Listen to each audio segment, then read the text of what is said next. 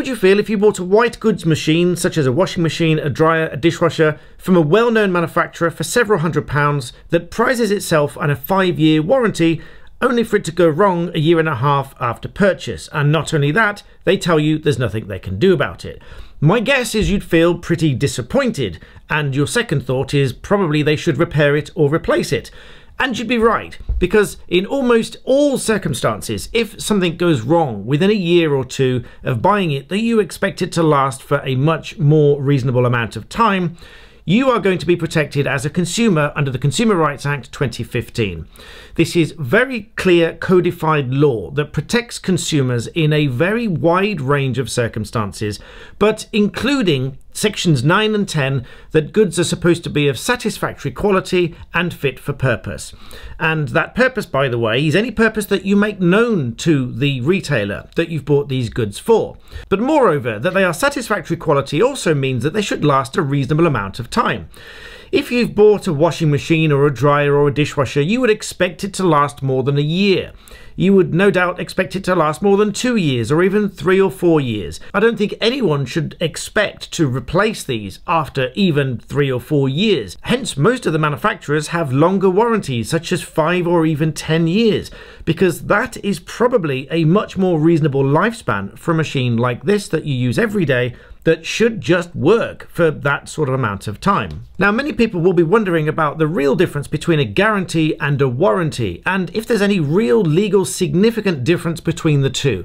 Now, as a consumer, the broad answer is no, not really. There is a technical difference between the two, but both are ultimately a promise from the retailer or the manufacturer, very often the manufacturer, that these goods are going to meet certain conditions, certain qualities, and last for a certain amount of time. Most people will have heard the term a written guarantee. That's because a guarantee is normally a verbal promise. So most manufacturers that want it to be worth something will reduce it to writing and call it a written guarantee. Although most manufacturers now call it a warranty, but it's ultimately the same thing. They are ultimately both a promise that the goods are going to be of a certain quality and last for a certain amount of time. Now, the sad thing is that many of these retailers and manufacturers try to fight claims against their products after a year and a half, or 2 years when they've just broken down and stopped working. Even when they've attempted to repair them and the repairs failed, they still resist replacing or refunding the purchase. Now, consumer law is very strong in this area.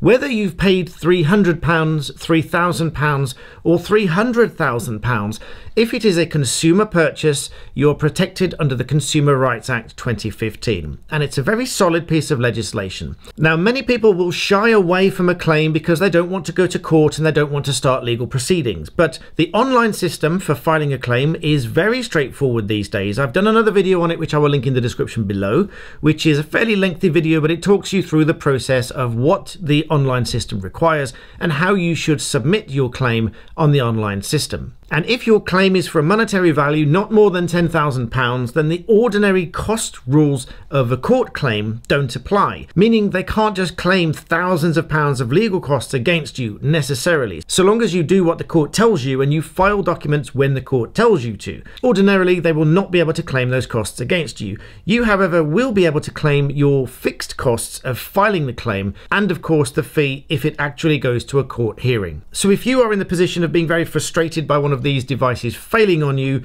ring them up and speak to them in the first instance, send them a formal letter in the second instance, making sure that it goes to the proper registered address, and ultimately if that fails you can file a court claim online. Just make sure that you use the proper address for the company, the registered address, not just the local shop that might not have a real connection with the claim.